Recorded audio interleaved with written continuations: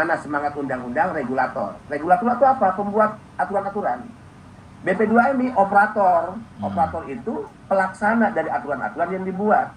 Dia mengerjakan hal-hal yang bersifat teknis. Nah, contoh nih kekacauan yang terjadi ya. Sebentar Bapak, ada anak yang diusir, boleh nggak saya angkat telepon? Ya, di mute aja, Miss. Di mute. Okay. Ya. Nggak ada masalah. Oke, lanjut, Pak. Lanjut, Mbak.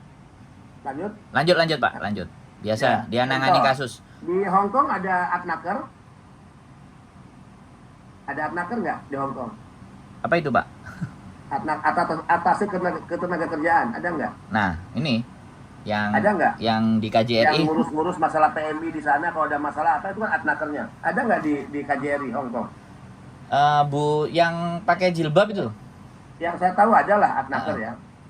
Bu pakai jilbab? Ada, tapi biasanya teman-teman itu larinya ke para anak-anak organisasi, Pak, karena sesama buruh lebih mengerti gitu, ke akar rumput. Jadi dari organisasi mereka bawa ke KJRI, baru ada di sana ditangani, Pak.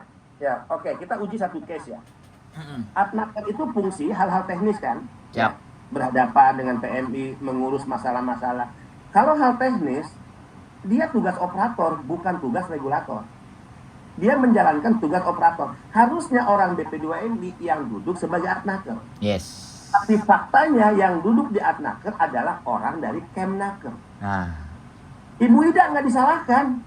Jangan menyalahkan Ibu Ida. Inilah yang saya katakan sistem yang tidak jelas. Karena sebentar Pak, saya potong dulu. Ya. Nah, inilah fenomena baru Bapak, di mana agent selalu mengatakan bahwa saya di sini hanya bertanggung jawab untuk proses saja. Saya tidak bertanggung jawab jika anak tengah malam dikeluarkan. Ini kata-kata agentnya. Ini pernah nggak diketahui oleh masyarakat atau TT-TT yang lain ataupun pemerintah? Iya, Miss. Ya, Miss. Udah, laporan diterima. Iya, makanya saya laporkan ini biar mereka dengar sesaat aja bahwa ini memang nyata. Oke, siap. Oke, nah itu termasuk yang ditangani oleh Adnaker. Adnaker itu tugas-tugas operator teknis, bukan tugas regulator. Tapi faktanya dia ditempatkan oleh Kemnaker. Apa yang tersulit yang kami selama ini ingin koordinasi? Kalau Adnaker di Hong Kong, di Riyadh, di Jeddah, ya di Singapura, kemudian di Malaysia adalah orang BP2MI, maka dengan mudah cara-cara tepat memerintahkan saya dan bahkan saya bisa marah-marah ya kepada Adnaker. Lo kerja lambat, lo brengsek, ini orang udah mau mati, lo masih diam, lo nggak ngurus. Tapi karena Adnaker bukan orang BP2MI, kita sulit untuk menginstruksikan sekalipun, memerintahkan pun. Ketika kita keras dikit, apa dia bilang? Emangnya lo siapa? Gua kan ditempatkan di sini oleh Kemnaker. Atasan gua Ibu Ida, bukan Benny Ramdhani. Mampuslah kita. Padahal kita ingin cepat, kita ingin penanganan yang sifatnya ya dalam kondisi darurat. Bagaimana ada jawaban, tindak lanjutnya apa, evakuasi bagaimana di lapangan. Nggak bisa kok selama ini. Makanya kadang selalu ada urusan-urusan yang lambat. Dan tugas penanganan PMI di luar negeri adalah tugas Kemlu. Melalui Adnaker, bukan tugas BP2MI. Siap. Saya ingin katakan nih, Mbak Andro ya. Siap. Teman-teman makin paham apa sih tugas BP2MI itu. Dia operator. Satu, melaksanakan kebijakan penempatan dan pelindungan pekerja migran Indonesia. Ya. Apa saja itu? Misalnya melayani dan melindungi pekerja migran Indonesia. Siapa? Mereka yang tiba di tanah air. Melindungi itu ya. Di luar negeri, bukan urusan kami. Kemlu. Oke. Dua, ya. Menerbitkan dan mencabut SIP 2MI. Kalau ada perusahaan dia memasukkan job order 200 nih misalnya di sistem kita, ternyata yang berangkat ya hanya 5 orang, 195-nya udah 2 bulan nggak berangkat, nggak diberangkatkan, berarti ini bohong nih. Ya udah tercabut izinnya, tugas kita ya, tugas SIP 2MI-nya bukan izinnya, izin SIP 2MI. Kemudian menyelenggarakan pelayanan penempatan. Nah, apa aja intervensi kita khusus untuk P2P itu hanya verifikasi dokumen, tugas kita pastikan paspornya benar, visanya udah ada, ya surat keterangan sehat dan sebagainya, ya. Kemudian orientasi pra penempatan yang hanya 10 jam, itu yang saya katakan asal-asalan. Saya ngomong ke Presiden, Pak nggak benar nih, masa saya bilang untuk menguatkan kompetensi pekerja kita, mereka hanya ya diberikan pembekalan 10 jam, tambah dong Pak 3 hari. G2G itu 5 hari Pak, saya bilang masa P2P hanya 10 jam.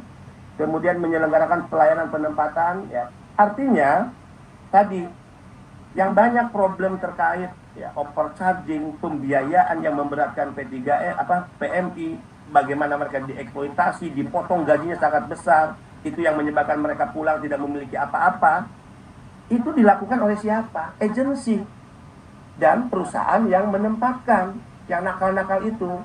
Perusahaan ini diterbitkan izinnya oleh siapa? Naker. Mengawasi mereka agar mereka jadi benar. Nggak nakal siapa? Naker, bukan BP2MI. BP2MI A sampai Z adalah penempatan G2G, ya. Ini contoh penempatan G2G, ya. Siap, Pak. Nih. Oke, Pak. Benar. Oh, kayak gini penempatan G2G. Ya. Siap. Bagaimana mereka berangkat pakai jaket, pakai uniform, pakai dasi, ini dignity negara. Ketika saya ingin memaksa, hei pada perusahaan, lo bikin yang sama dong kepada pekerja lo. Lo jangan cuma nyari untung, otak lo jangan cuma duit ya. Kemudian lo berangkatin pekerja kita dengan begitu aja dilepas di bandara, hanya bermodal bentangkan spanduk. Gua Benny Ramdhani nggak pernah rela melihat teman-teman gua lo perlakukan begitu. Dan gua sudah memberi contoh bahwa yang ditempatkan G2G udah seperti ini. Tapi kalau saya paksa, nggak bisa. Nanti perusahaan Benny Ramdhani siapa lo? Gua ini izinnya diterbitkan oleh Kemnaker. Gua juga bisa dicabut izin gua oleh Kemnaker, bukan lo. Mampu saya. Ini yang harus kita bangkitkan, ya, nasionalisme, penghargaan atas dasar kemanusiaan dan martabat PMI, yang itu harus merata tidak hanya G2G tapi P3MI juga melakukan itu lewat P2P, tapi khusus ya P2P tidak dalam ya instruksi dan tekanan atau pengaruh BP2MI. Ini harus penting ya. Siap. Siap, terima kasih penjelasannya luar biasa. Oke, sebelum memang ini diskusi ya, kalau dilanjutkan pastinya pas sampai besok pagi dan bisa sampai lusa, semuanya pasti butuh istirahat.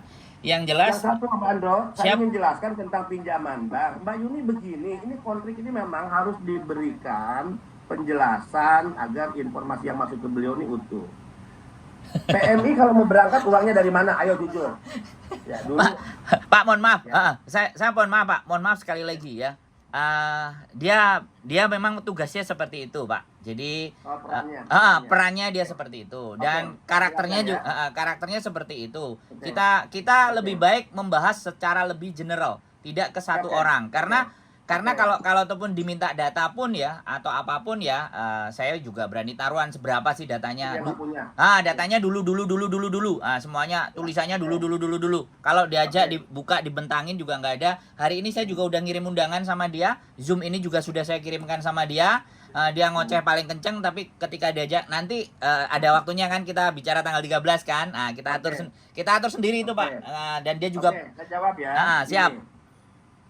3 musuh besar dalam perspektif saya yang diperangi bersama-sama. Satu, mindset, isi kepala, otak, termasuk penyelenggara negara yang masih memandang rendah pekerja migran. Yang di otaknya sangat buruk ketika memandang pekerja migran. Yang di kepalanya seolah-olah menganggap pekerja migran ini sumber masalah dan pekerja rendah. Itu kejahatan yang harus kita lawan. Caranya, kampanye, propaganda yang dilakukan oleh BP2MI terus menyampaikan. Tadi kami kerjasama dengan 2 kampus di Makassar. Tadi saya mengukuhkan 255 kawan PMI, sobat kita, ya, yang akan membantu kita. Apa yang kita tanamkan? PMI itu lo jangan pandang enteng ya, jangan lo lihat sebelah mata lah. Dia kontributor pada negara, dia penyumbang devisa terbesar. Negara berutang kepada mereka, negara diuntungkan ekonominya bergerak itu karena uang PMI yang lo makan. Di kantor BP2MI, karena saya pengagum Ahok, saya ini idola banget sama Ahok. Kadang-kala kata-kata Ahok saya pakai. Hei deputi, hei para direktur, mobil yang lo pakai, mobil dinas seperti yang gua pakai itu demi Allah bukan dari nenek moyang kita. Itu bahasa saya. Itu uang PMI. Gaji yang kita terima, yang kita kasih makan sama anak istri di rumah demi Allah bukan dari nenek moyang kita. Uang PMI, uang rakyat. Nggak ada negara ini yang keuangannya tidak bersumber dari rakyat. Jadi lo tahu diri. Jangan lo selama ini dolim kepada mereka. Jangan lo jahat kepada mereka. Jangan lo berpikir mau menindak atau memakan uang mereka. Itu kata-kata saya. Nah, mindset ini kita bangun, paradigmanya kita rubah, bergeser. Kalau mindsetnya yang di kepala sudah muncul seperti tadi, maka manifestasinya tindakan. Tindakannya dia akan lebih hormat, lebih santun, tidak memeras ya, dan memberikan perlakuan-perlakuan yang selayaknya kepada para pahlawan. Kedua, itu kejahatan penempatan ilegal. Itulah yang saya ribut terus, menunjuk hidung, ada oknum ini brengsek nih, terlibat dalam sindikat, akhirnya benar. Datanglah ke presiden ambil tindakan, Kapolri bergerak sekarang. Yang ketiga, praktek ijon rente. Ayo tanya ke PMI yang berangkat. Emangnya mereka punya duit mayoritas ya untuk berangkat? Mayoritas tidak. Mereka minjem ke rentenir dengan bunga yang sangat tinggi, atau mereka menjual harta keluarga. Apa perintah presiden? Mas, potong mata rantai itu, ya, berikan negara pinjaman kepada mereka. Kemarin ada KTA, tapi setelah KUR keluar KTA akan diberhentikan. Mbak Yuni tahu nggak kebijakan negara sekarang? PMI bisa pinjam uang berapa? 100 juta. Itu kebijakannya dibuat oleh BP2MI sebagai usulan dan disetujui oleh negara. 100 juta itu pakailah uang itu untuk biaya pelatihan, pakailah uang itu untuk urus paspor, biaya visa, pakailah semua itu untuk tiket berangkat ke negara penempatan ke Hong Kong. Bisa diambil semua, bisa tidak. Bahkan sekarang tidak perlu lagi melalui pihak ketiga. Dulu kan koperasi simpan pinjam, KSP, ayo ngakulah. Sekarang kita gunting tuh KSP-nya. Ya, lo ngapa-ngapain lo muncul dalam urusan pinjam meminjam. Biarkan PMI minjam langsung dengan bank, kan gitu ya. Kalau prakteknya, kalau prakteknya dari kebijakan ini masih ada. Bapak, sebentar. Ya. Yang kita bahas bukan di counteringnya ya. Jadi saya mohon untuk digeneralkan. Saya nggak tahu kita di ketika sini disebut lagi. bukan Ya. untuk membunuh Ya. karakter. Ya. Kita bahas yang lain. Oke, saya tidak setuju karena Mas, sekali lagi tujuan kita jauh Bapak. Jadi kalau Bapak membahas dengan satu orang ini tidak akan selesai. Dan apa kita tidak perlu menjelaskan pada orang yang tidak jelas Bapak. Ada ya. Saya pikir ada di sini, lupa. Ya. Jadi saya rasa ini penjelasannya sudah ya. Sebentar Mas Andro. Jadi penjelasannya ini sudah. Jadi semua orang sudah tahu. Ya, 1 menit lagi. 1 menit, Pak Benny minta 1 menit. Negara sudah menyiapkan uang dipinjam langsung oleh PMI dengan bunga 6% bunga 6% yang kemudian bisa dicicil selama bekerja. Kalau ada praktek nih, agensi Indonesia, karena PMI-nya kan takut nih, udah lo jangan ke bank ya, nanti gua yang urus misalnya nih. Iya ya, kalau dia melawan nanti nggak diberangkatin misalnya. Kemudian yang ngurus ke bank ini hanya bawa berkas yang ditangani oleh PMI, si P3MI, kemudian uang itu karena dia merasa menolong, kemudian dikasih ke PMI, dilipat gandakan bunganya seolah-olah menganggap upah, terjadi overcharging. Itu kesalahan siapa? Bukan negara. Itu kesalahan dari pihak-pihak yang memang brengsek memanfaatkan situasi itu. Laporkan ke kita, perusahaan mana saja. Itu kejahatan, itu pembebanan biaya yang melawan aturan undang-undang. Lalu kenapa Benny Ramdhani yang disalahkan ya? Oke. Clear. Sip. Oke. Izin Mas Andro, Yuni, Miss Yuni. Iya, izin Pak Kabadan ingatkan kepada teman-teman PMI yang saat ini masih ditahan dokumen mereka di PT. Itu banyak masalah itu. Ya, yang dokumen masih ditahan di PT di P3MI. Ditahan oleh P3MI. Iya, itu yang masih ditahan bisa juga WA saya biar laporin ke Ibu Yani juga Kabadan. Oke. Oke. Udah bisa diterima. Udah bisa diterima pesannya dari sampean ini. Satu lagi nih Pak, ada yang nanya karena ya Mbak UE, saya baca ini mau saya sampaikan Mbak UE. Ya saya nggak mau ngecewain yang ikut yang kepingin ngomong. Pak Benny yang terhormat, maaf saya mau nanya, kalau Bapak mengajukan zero cost berarti sistem online-nya dihapus. Jadi tidak ada lagi kasus penahanan dokumen. Kan tadi udah diomongin Mbak Afril bahwa penahanan dokumen boleh lapor. Nanti siapa yang ditahan dokumennya sudah boleh. Itu sudah terjawab dari pernyataannya Mbak Afril tadi, ya kan? Nah, sekarang tinggal Pak Benny dengan Mbak Afril ini bagaimana? Mbak Afrilnya kok lapor ke Mbak Afril sebagai bagaimana, atau koordinator atau apa gitu loh? Boleh disampaikan gitu loh Pak. Kok Pak Kabadan jelaskan? Jadi saya jelasin ya. Terkait zero cost, kenapa di sistemnya ada pinjaman? Zero cost itu kan baru untuk 10 sektor pekerjaan, Mas Andro ya. Di luar bukan Pak. Bukan Pak. Ini yang dokumen. Pak Kabadan, dokumen. Maksudnya dokumen. Mas Andro kenapa harus lapor ke saya? Saya bilang kalau ada yang kasus prihatin. Kedua kan? Kedua. Tadi kan ada yang nitip pertanyaan Mas Andro kan? Siap. Kenapa kalau zero cost sistem BP2MI masih mencantolkan tentang KUR PMI? Kan gitu ya? Siap. Artinya kan minjem dong. Bukan Bapak, online. Online Pak. Tentang sistem online. Online gimana sih ya? Coba. Nah ini. Oke. Di sini saya akan jelaskan jika seseorang dulunya masuk DPTA, jadi selama 18 bulan dia tidak bisa pindah ke agent B atau agent C. Karena mereka masih tersangkut dengan sistem online. Mungkin Pak Benny masih belum pernah dengar ini karena mungkin sekali lagi seperti Pak Benny. Bisa aja hal baru nih ya, bisa aja hal baru nih. Iya, karena bukan bagian dari Pak Benny, makanya Mbaknya menanyakan tentang sistem online. Mungkin ini akan kita bahas selanjutnya ya Mbak ya, karena kita sekarang membahas tentang zero cost, nanti kita akan pecah dengan sistem online. Jadi saya lebih fokus untuk yang saat ini sedang memanas karena kita bisa mengkondisikan antara Indonesia dan Hong Kong. Jadi online itu kita akan bicarakan di pertemuan berikutnya. Oke, terima kasih. Ya, siap. jadi nanti kalau perlu karena hal teknis saya didampingi oleh direktur teknisnya ya, berdua bertiga nih. Iya, itu lebih bagus lagi Pak. Makanya yang sering-sering dong undang diskusi begini, jangan nanggung-nanggung. Iya. Karena bapaknya sibuk terus, kitanya undangnya berkali-kali. Oke. Ada pertanyaan lagi nih, masalahnya mengajukan pinjaman ke BNI 32 juta dan BNI mentransfer ke pihak PT, bukan ke PMI-nya, tapi PMI yang disuruh membayar dalam bentuk Hongkong dolar. Ini dilaporkan Mbak RU? Nanti dilaporin Mbak RU. Bukti-bukti. Siap, betul. Berarti kenapa dia transfer ke PT? Jangan-jangan PT intervensi dan nakut-nakutin si PMI-nya. Siap. PMI-nya kan nggak berani melawan nih. Yes. Ya kalau gua melawan, gua laporin, jangan-jangan gua nggak jadi diberangkatin. Tapi kalau dia idealis, ya udah, gua nggak mau sistem ini, dia keluar dari PT itu, gua cari PT lain. Harusnya kan begitu ya. Yes, siap. Betul. Mbak RU jawabannya gampang, tinggal dilaporkan. Pengaduan sudah masuk ya, nanti di cross check ulang karena benar-benar yang pengaduan kemarin beberapa orang juga udah masuk, juga udah melakukan mediasi. Jadi ditunggu untuk bersabar. Jadi nanti bisa berkoordinasi. Yang udah dikembalikan uangnya Bang Andro? Ya. Saya langsung karena ada yang pernah cerita, kemudian mediasi selesai, saya juga punya rekamannya mediasi, PT-nya apa saya ada, dan kebetulan dia sudah nggak nyari saya, artinya sudah clear. Saya pikir seperti itu. Jadi kalau anak-anak awalnya masalah telepon, lah kalau duitnya sudah balik atau apa, sudah nggak telepon lagi, nggak apa-apa. Yang penting semakin dia nggak telepon saya, berarti masalahnya kelar. Jadi seperti itu. Sebentar saya potong ya. Karena gini, seperti tujuan awal kita membahas tentang zero cost dan kekacauan. Jadi untuk ini saya minta untuk cari waktu lain.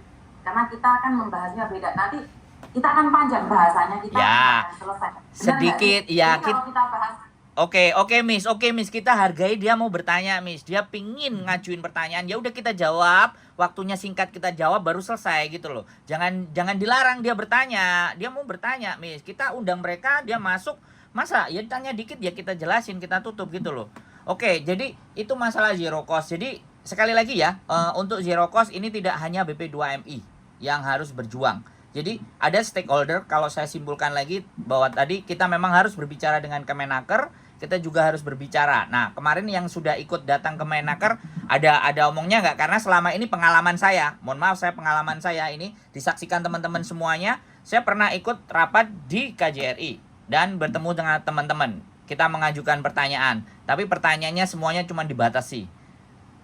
Nggak ada bisa diskusi sampai habis kayak gini. Maka saya terima kasih sama Pak Benny, bisa kita ribut di sini, kita selesaikan semuanya di sini kan enak. Jadi mungkin nanti kita meminta tolong Pak Benny untuk Miss Yuni tadi bilang kan bagaimana seperti apa untuk mungkin jawil Bu Ida atau jawil Kemenlunya siapa, karena ya postur kami kan siapa lah Pak, kita nggak bisa akan sampai ke mereka, yang bisa Pak Benny atau mungkin diajak undangan stafnya atau bagaimana atau perwakilannya. Jadi sekarang teman-teman sudah bisa dipahami ya, untuk keputusan zero cost dan segala sesuatu itu memang sudah dari atas diinstruksikan. Nanti tinggal pelaksanaannya. Jadi nanti tinggal mungkin Kemenaker memberikan kebijakannya bagaimana kepada PT, karena yang berhubungan langsung adalah Kemenaker. Dan tambahan Mbak Randro. Siap. Ya, ini agar clear.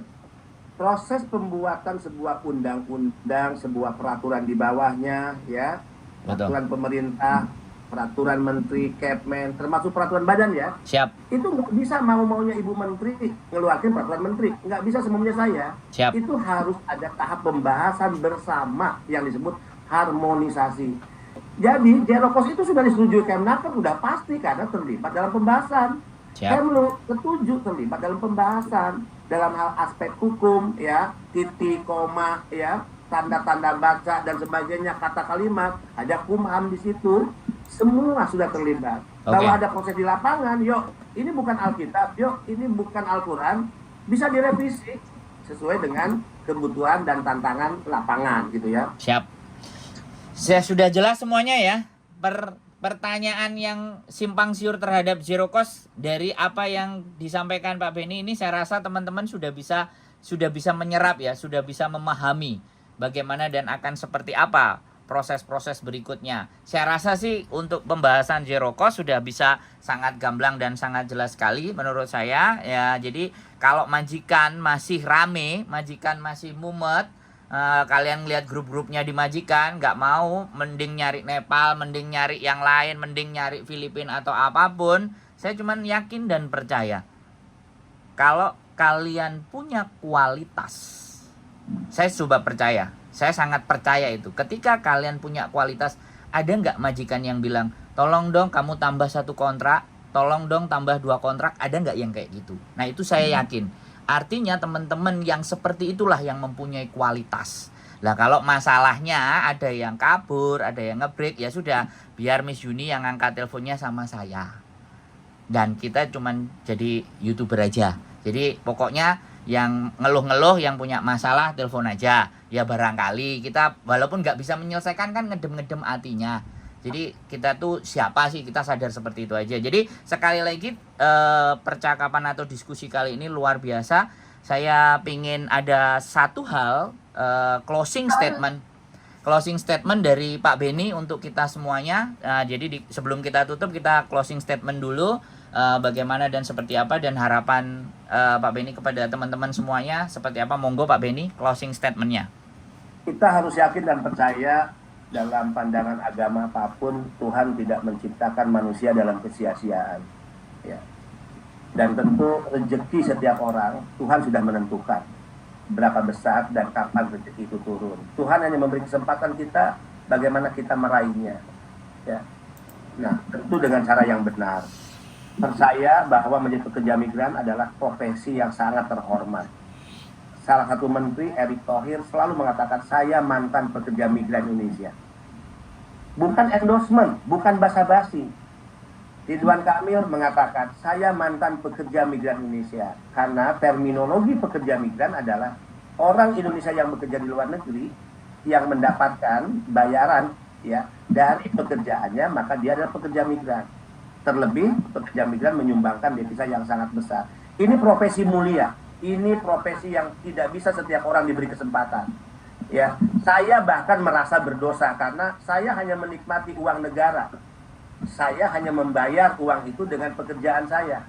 Tapi pekerja migran Anda, ya, tidak hanya membayar kepada negara untuk mengurangi angka pengangguran, sebagian uang gaji Anda diberikan pada negara. Saya tidak memberikan uang itu pada negara, tapi membayar dengan pekerjaan saya. Tapi Anda tidak hanya membayar ke negara dengan mengurangi angka pengangguran di dalam negeri, tapi juga, ya, menyumbangkan uang itu pada negara dari hasil pekerjaan Anda. Percaya diri, ya, tetap menjadi orang Indonesia, tetap menjadi orang yang membanggakan keluarga, orang-orang tercinta akan memberikan doa-doa terbaik termasuk negara untuk keselamatan dan kerja-kerja serta keberkahan Anda semua. Oh. Tetap semangat, salam merah putih, bendera kita bersama. Terima kasih Pak Benny. Saya balikin. Sebentar. Dari sini sebenarnya saya pribadi ini tidak begitu jelas dan secara paham gamblang masuk di otak saya. Berarti peraturan ini sebenarnya masih belum disahkan. Saya cuma ingin tanyakan satu itu, masih belum ketok palu, benar atau tidak Bapak?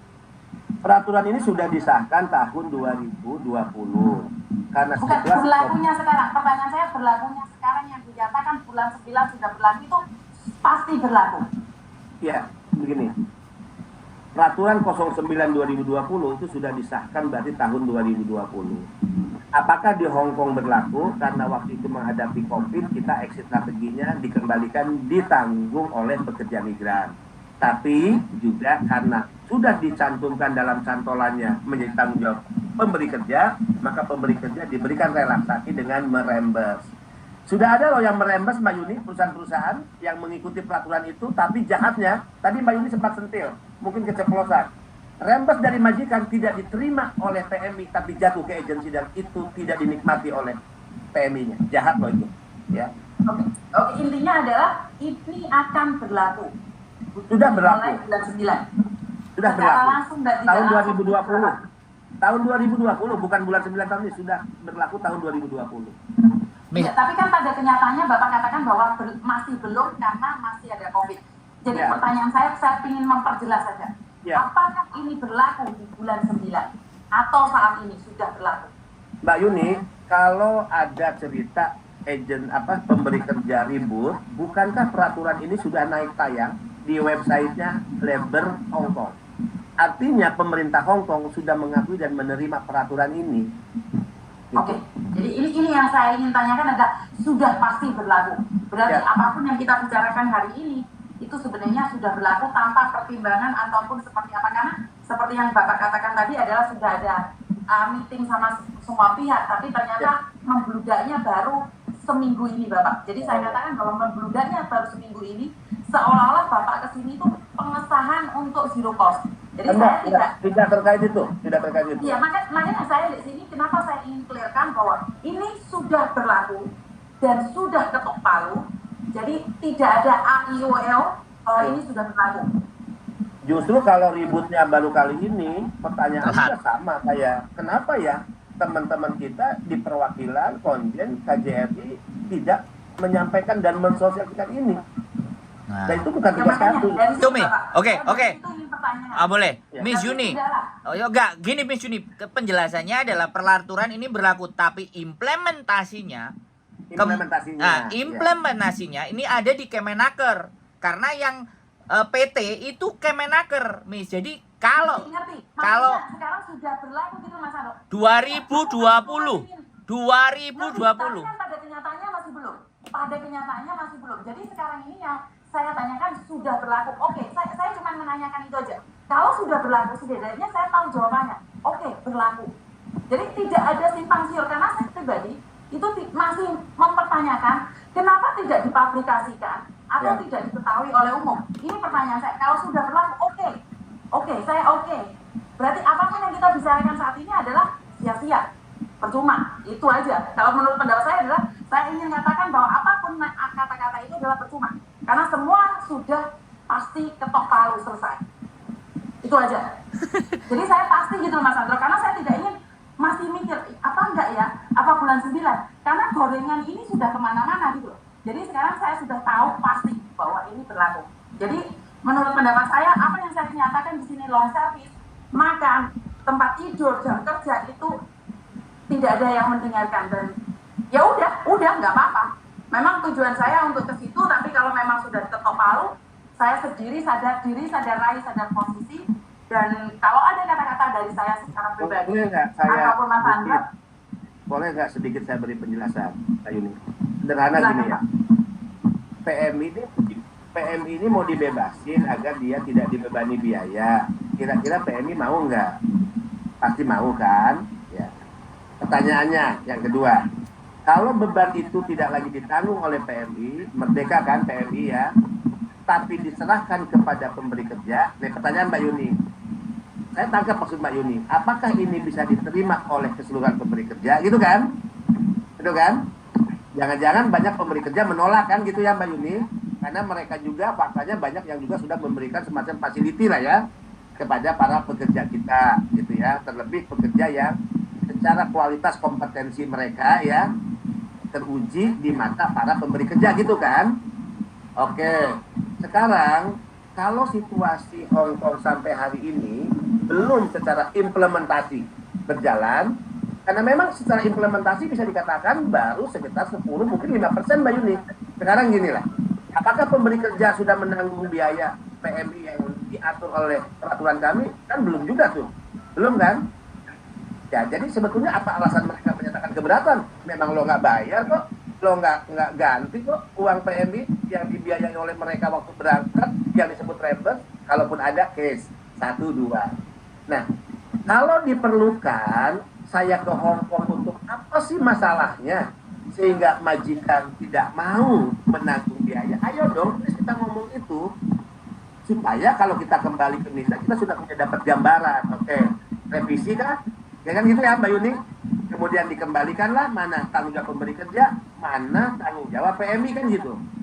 Tapi saya akan pada posisi begini. Kalau keputusannya pemberi kerja, katakan ini ilustrasi ya, 10 item katakan, 10 item. Pemberi kerja, gua cuma mau tanggung 5 item. 5 item lo yang ngurus PMI, misalnya kan. Saya tetap akan pada posisi yang PMI-nya, saya nggak mau dibebankan pada PMI. Kalau pemberi kerja nggak mau, saya tetap akan menuntut negara menanggung itu. Jangan dibebankan pada PMI. Negara harus konsisten pada perintah undang-undang. Itu ya Mbak Yuni. Di luar pemberi kerjanya yang tadi ya. Oke.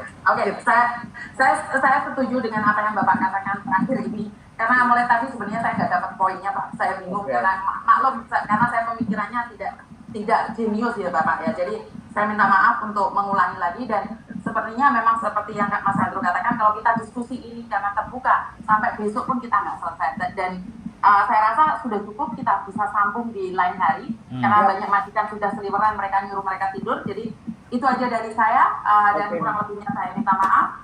Mas Andrew ada kata-kata yang disampaikan? Enggak, sudah ditutup. Terima kasih kehadirannya. Nanti kita sambung kita sambung lagi pembicaranya. Kita bisa ketemu secara online, secara langsung bersama Bapak. Dan kalau ada kata-kata di antara kami ada salah paham atau saya dengan senang hati ya. Atau ya secara langsung atau tidak langsung menyakiti hati Bapak atau menyinggung beberapa orang yang ada di luar atau di dalam, saya minta maaf dan wassalamualaikum warahmatullahi wabarakatuh. Salam. Ya. Waalaikumsalam. Tuhan mengalir atas hidup kita semua, semoga semua makhluk hidup bahagia dan terima kasih Bapak. Ya. Selamat istirahat tidurnya. Oke, bye-bye. Bye. Besok pagi. Close, Miss.